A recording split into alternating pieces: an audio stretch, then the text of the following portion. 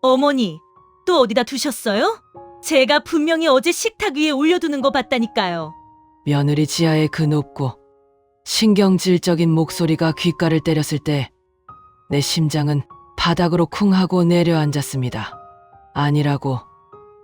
나는 분명히 내 안방 서랍장에 통장을 넣어두었다고 항변하고 싶었지만 내 입술은 달달 떨리기만 할 뿐 아무런 소리도 내지 못했습니다. 그때 거실 소파에 앉아 신문을 보던 남편이 혀를 째차며 다가왔습니다. 당신 요즘 들어 부쩍 깜빡깜빡하는 거 알아? 애가 어제 분명히 식탁에 뒀다잖아. 왜 자꾸 생사람을 잡아? 남편의 그 차가운 눈빛과 말투에 나는 말문이 막혀버렸습니다. 평생을 교단에서 아이들을 가르치며 살아온 나였습니다. 은퇴 후에도 구청 도서관에서 독서, 토론을 이끌 만큼 맑은 정신을 유지하고 있다고 자부했는데 가장 가까운 가족 두 사람이 동시에 나를 정신 나간 노인네 취급을 하니 이 하늘이 노랗게 변하는 것 같았습니다. 내 평생을 바쳐 헌신한 가족이었습니다.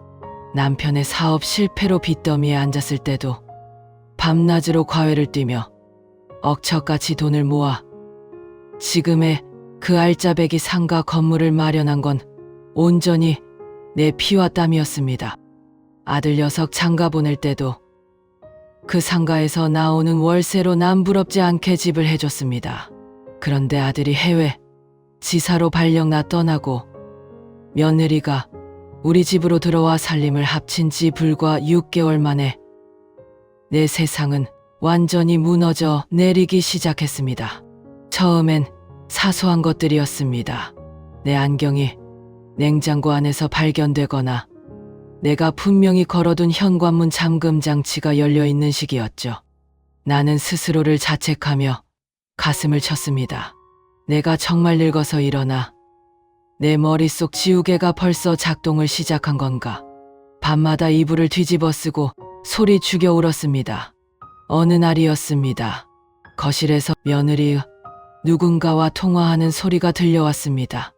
응, 어제는 일부러 도어록 비밀번호를 바꿨어. 한참을 문 밖에서 덜덜 떠시더라니까. 아버님도 아주 협조적이야. 이대로면 올해 안에 상가명에 넘겨받고 요양원에 처박아 버릴 수 있을 것 같아. 그 순간 내 온몸에 피가 차갑게 식어내리는 것을 느꼈습니다. 슬픔이 아니었습니다. 그것은 뼛속까지 파고드는 지독한 배신감과 맹렬한 분노였습니다. 나는 미친 게 아니었습니다. 내 기억은 온전했고 내 지능은 멀쩡했습니다. 그들이 나를 미치광이로 만들고 있었을 뿐입니다. 그들이 내 약점을 파고들어 이성을 마비시키는 가스라이팅을 하고 있다는 사실을 깨닫자 오히려 머릿속이 무섭도록 차분해졌습니다. 그래, 니들이 날 치매 걸린 노인네로 만들고 싶다면 완벽하게 미쳐주마. 나는 어둠 속에서 입술을 깨물며 피가 나도록 꽉 쥔 주먹을 부르르 떨었습니다. 그날 밤 이후 나의 집은 완벽한 연극 무대가 되었고 나는 스스로 기꺼이 꼭두각시 인형이 되기로 했습니다. 다음 날 아침 식탁에 앉은 내 앞에는 김이 모락모락 나는 미역국이 놓여 있었습니다. 어머님, 어제 어머님이 정성껏 끓이신 미역국 데웠어요. 드셔보세요.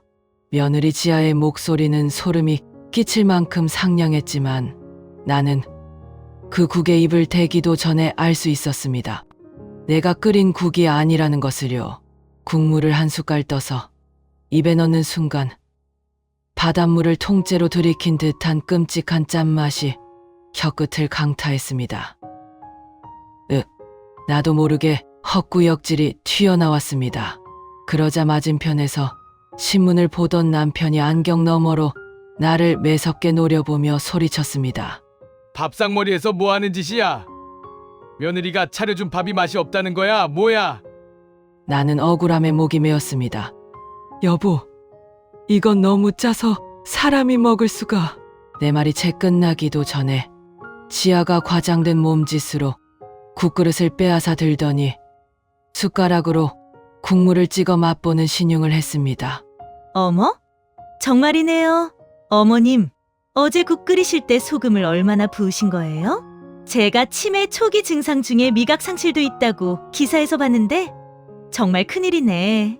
그녀의 뻔뻔한 거짓말에 심장이 터져버릴 것 같았습니다. 어제 나는 주방 근처에는 얼씬도 하지 않았습니다. 그녀가 나를 몰아세우기 위해 일부러 소금통을 들이부어 놓은 것이 분명했습니다. 하지만 나는 변명하는 대신 멍한 눈으로 허공을 응시하며 덜덜 떨리는 손으로 내 머리를 쥐어뜯는 연기를 시작했습니다. 내가 끓였다고? 소금을 내가 그렇게 많이 넣었단 말이니? 아, 내 머리가 어떻게 된 건가? 내 연기에 속아 넘어간 남편은 혀를 차며 수저를 탁 내려놓았습니다. 쯧쯧, 당신 정말 병원에 가봐야겠어. 이러다 집에 불이라도 내면 어쩔 참이야? 지아야, 내가 고생이 많다. 저 정신 나간 노인네 수발 드느라. 40년을 함께 산 남편의 입에서 나온 정신 나간 노인네라는 단어는 예리한 비수가 되어 내 가슴 한가운데를 푹 찔렀습니다. 위액이 역류하는 듯한 모멸감을 참아내며 나는 속으로 차갑게 칼을 갈았습니다. 그래, 당신이 선택한 며느리야. 그 며느리가 당신까지 어떻게 구워 살는지 내가 두 눈 똑똑히 뜨고 지켜봐 주마. 식사가 끝난 후 지아는 거실 소파에 웅크리고 앉아있는 내 옆으로 다가와 뱀처럼 교묘하게 말을 걸어왔습니다. 어머님, 요즘 월세 들어오는 것도 자꾸 깜빡하시고 이중으로 청구하시고 그러잖아요. 세입자들이 아주 불만이 많아요. 나는 속으로 코웃음을 쳤습니다. 이중 청구라니, 내 평생 단 한 번도 월세 날짜를 어기거나 장부를 틀리게 쓴 적이 없었습니다. 모든 것은 내 머릿속과 내 안방 금고 안의 비밀 장부에 완벽하게 기록되어 있었으니까요. 하지만 나는 초점 없는 눈동자로 그녀를 바라보며 모기만 한 목소리로 대답했습니다. 월세. 아, 김 사장이 이번 달에 돈을 냈던가? 지아의 눈가에 순간적으로 희열이 번지는 것을 나는 놓치지 않았습니다. 그녀는 마치 기다렸다는 듯이 품에서 서류 봉투 하나를 꺼냈습니다. 그래서 말인데요. 어머님, 제가 당분간 어머님 대신 건물 관리를 좀 해드릴까 해요. 여기 은행 대리인 위임장인데 어머님은 복잡한 거 신경 쓰실 필요 없이 여기 지장만 꾹 찍어주시면 돼요. 남편도 거들고 나섰습니다. 그래, 당신 요즘 계산도 안 되는데 애한테 맡겨. 지아가 경영학과 출신이라 당신보다 훨씬 셈이 빠르니까 얼른 지장 찍어. 두 마리의 하이에나가 숨통을 끊기 위해 내 목덜미를 물어뜯는 기분이었습니다. 저 서류에 도장이 찍히는 순간 내 알토란 같은 상가의 월세는 고스란히 저들의 주머니로 들어가게 될 것이 뻔했습니다. 아직은 안 됩니다. 내가 저들의 목을 칠 완벽한 증거를 모으기 전까지는 절대로 내 돈줄을 쥐어줄 수 없었습니다. 나는 덜덜 떨리는 손으로 인주를 향해 손가락을 뻗는 척했습니다. 지아의 숨소리가 기대감으로 거칠어지는 것이 느껴졌습니다. 그 순간 나는 일부러 손을 크게 헛디디며 탁자 위에 놓여있던 뜨거운 찻잔을 서류 위로 거세게 쳐서 엎질렀습니다. 아, 뜨거워! 어머님, 지금 무슨 짓을 하신 거예요? 지아가 날카로운 비명을 지르며 펄쩍 뛰어올랐습니다. 뜨거운 찬물이 위임장 위로 흥건하게 번지며 글씨들을 알아볼 수 없게 뭉개버렸습니다. 나는 불에 댄 사람처럼 허둥지둥 맨손으로 뜨거운 차를 훔쳐내며 훌쩍거리기 시작했습니다. 아이고, 미안하다. 내가 눈이 침침해서 찻잔이 거기 있는 줄도 모르고. 아이고, 어쩌면 좋니? 내가 다 치우마. 내가 치울게. 등 뒤로 남편의 짜증 섞인 한숨 소리와 지아의 거친 발망치 소리가 들려왔습니다. 서류는 망가졌고 그들은 오늘 원하는 것을 얻지 못했습니다. 축축해진 탁자를 훔치며 고개를 푹 숙인 내 얼굴에는 그들이 절대 볼 수 없는 서늘하고도 잔혹한 미소가 번지고 있었습니다. 밤 12시 30분. 안방문 너머로 남편의 거친 코골이 소리가 규칙적으로 들려오기 시작했습니다. 이불을 턱 밑까지 끌어당긴 채 해멍한 표정을 짓고 있던 나는 그제야 천천히 두 눈을 번쩍 떴습니다. 흐리멍덩했던 내 눈동자에는 더 이상 노인의 치맥이나 두려움 따위는 존재하지 않았습니다. 나는 소리 없이 자리에서 일어나 등 굽은 노파의 연기를 집어던지고 꼿꼿하게 허리를 폈습니다. 내 발걸음이 상한 곳은 안방 한 구석에 자리한 낡고 거대한 마호가니 책장이었습니다. 평생을 문학교사로 살았던 나에게 책이란 가장 익숙한 공간이자 그 누구도 의심하지 않을 완벽한 은신처였습니다. 나는 먼지가 뽀얗게 앉은 톨스토이 전집 중 가장 두꺼운 안나 카레니나 학원을 조심스럽게 뽑아들었습니다. 책장을 열자 종이 대신 정교하게 파낸 공간 속에 내가 지난주부터 치밀하게 준비해둔 반격의 무기들이 서늘한 빛을 발하고 있었습니다. 구청 도서관 독서 모임 핑계를 대고 외출했을 때 전자기기 상가에 들러 현금으로 구입해온 초소형 녹음기 3개와 무선 렌즈 카메라 2대였습니다. 나는 책상 위 작은 스탠드 불빛에 의지해 기기들의 배터리 상태와 마이크로 SD 카드가 제대로 꽂혀 있는지 하나하나 점검했습니다. 반복된 거짓말은 뇌의 인지 체계를 교란시켜 진실처럼 믿게 만든다. 심리학에서 말하는 진실 착각 효과를 저들은 나를 상대로 철저하게 실험하고 있었습니다. 하지만 저들은 내가 40년간 아이들의 심리와 행동 패턴을 관찰하고 분석해온 베테랑 교육자라는 사실을 간과했습니다. 나는 방문을 열고 숨소리조차 내지 않은 채 어두운 거실로 스며들었습니다. 가장 먼저 향한 곳은 며느리 지아가 매일같이 앉아 나와 남편을 조종하는 거실의 가죽 소파였습니다. 나는 차가운 거실 바닥에 무릎을 꿇고 엎드렸습니다. 먼지가 굴러다니는 소파 밑바닥, 지아가 앉는 자리 바로 아래쪽에 천 틈새를 벌려 초소형 녹음기를 단단히 테이프로 고정했습니다.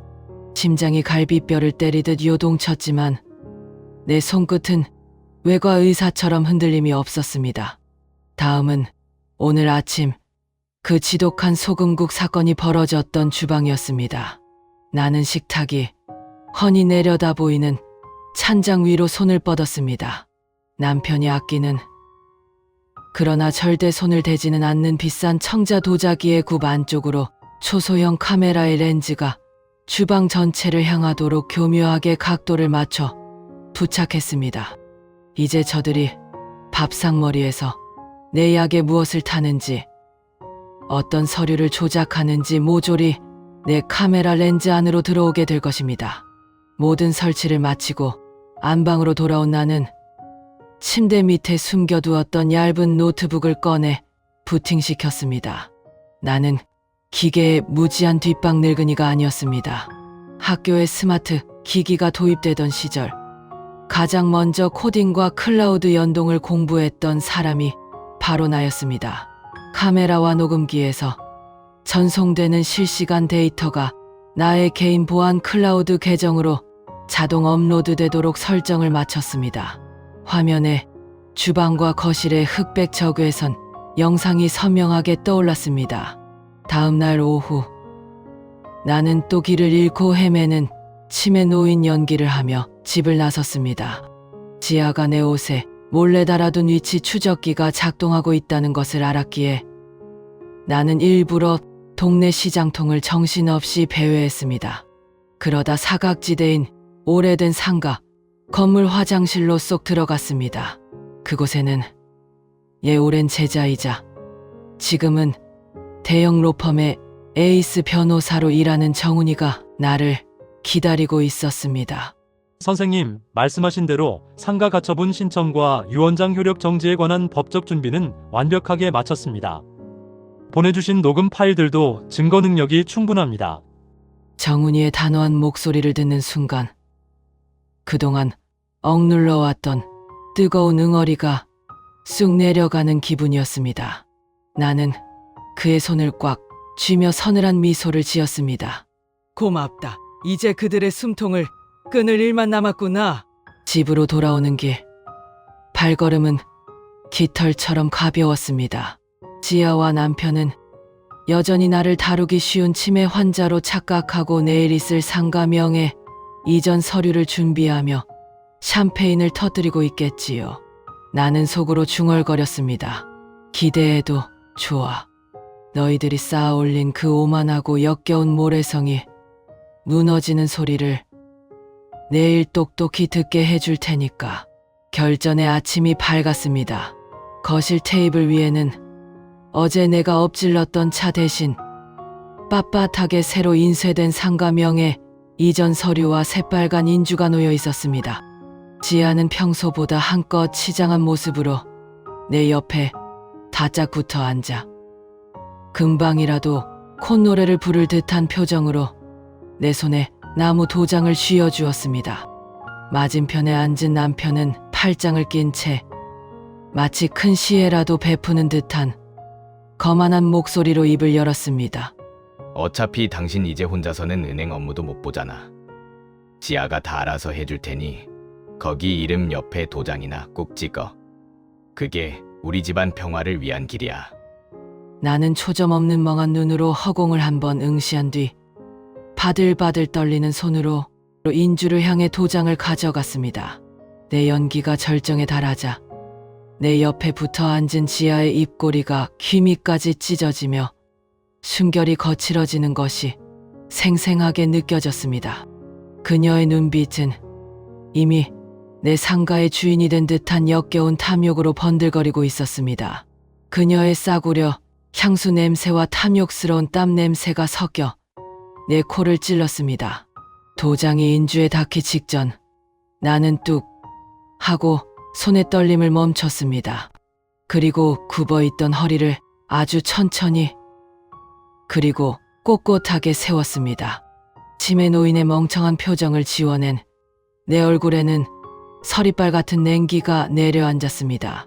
도장이라 내가 이 도장을 찍으면 다음 달부터 내 상가 월세는 내 통장으로 꽂히게 되겠지, 지아야?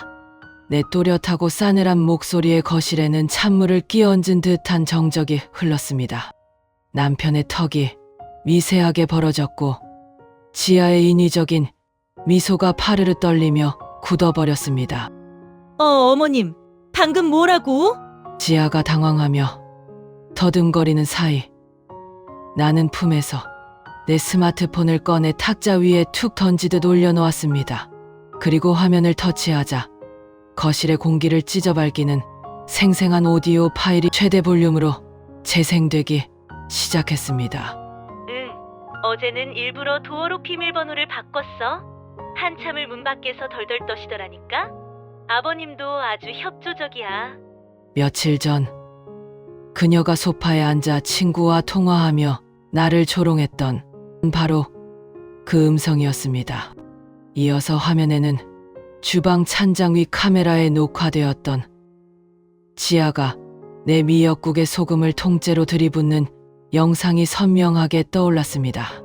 나는 숨조차 쉬지 못하고 얼어붙은 두 사람을 향해 쐐기를 박듯 또렷하게 말했습니다. 내가 미쳐가는 줄 알았니?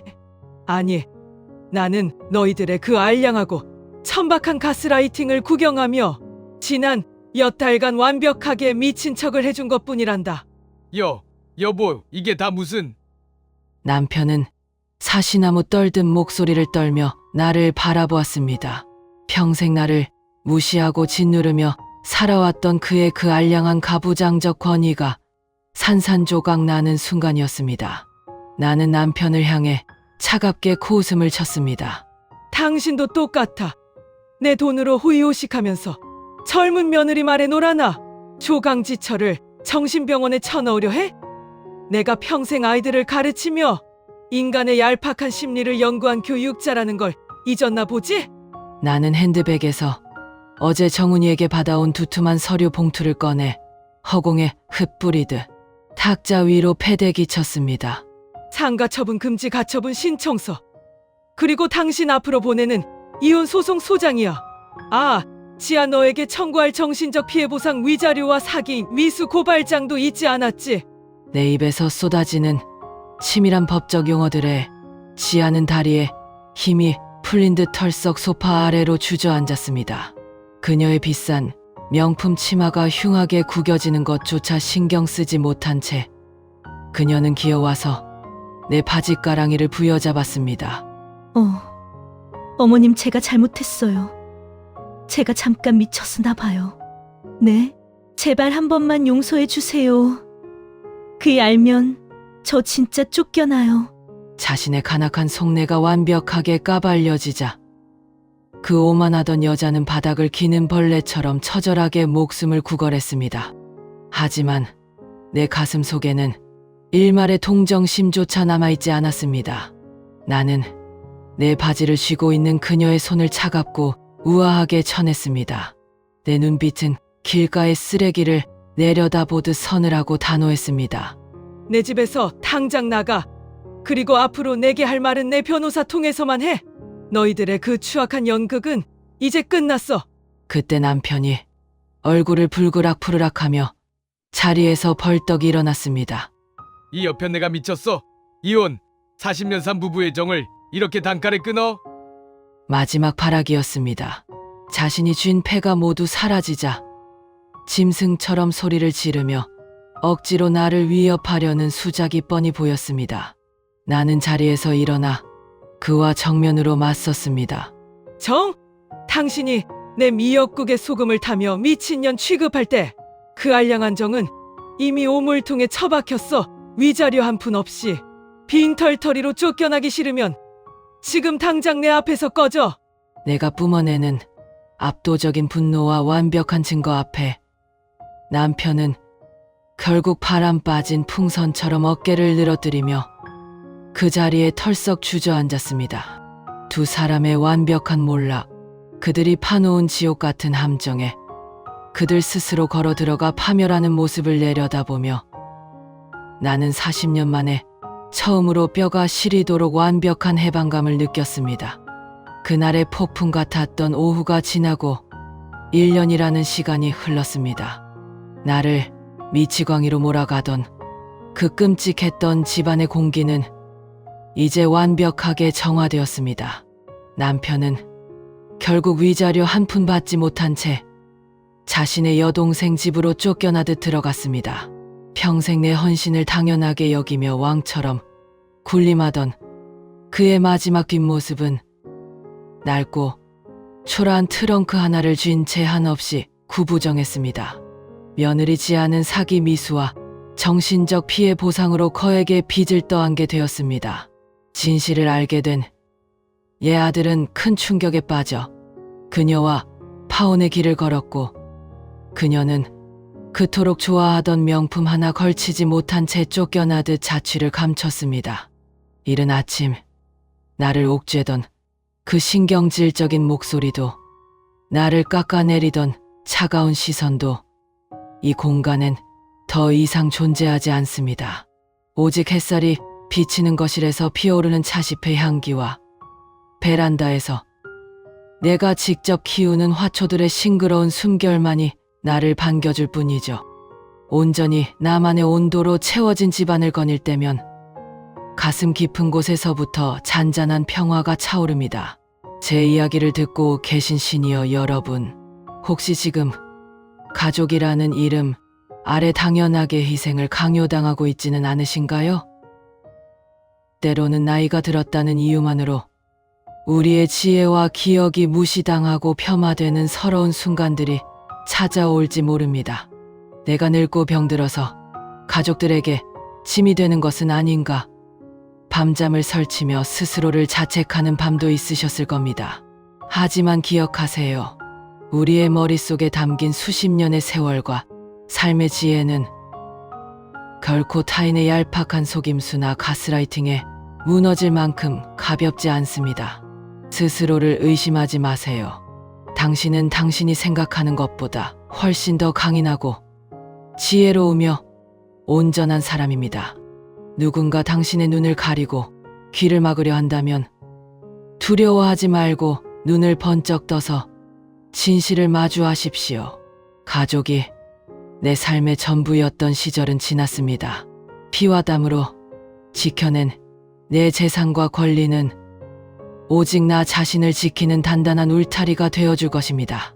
이제 저는 남은 생을 오롯이 나 자신을 위해 쓰기로 했습니다. 매주 도서관에서 새로운 책을 읽고 주말이면 마음 맞는 친구들과 근교로 여행을 떠납니다. 두려움을 털어내고 마주한 세상은 생각보다 훨씬 아름답고 눈부십니다. 혹시라도 과거의 저처럼 외로운 고통 속에 계신 분이 있다면 제 이야기가 작은 용기의 씨앗이 되기를 진심으로 바랍니다. 내 인생의 진짜 황금기는 모든 굴레를 벗어던진 바로 지금부터가 시작이니까요.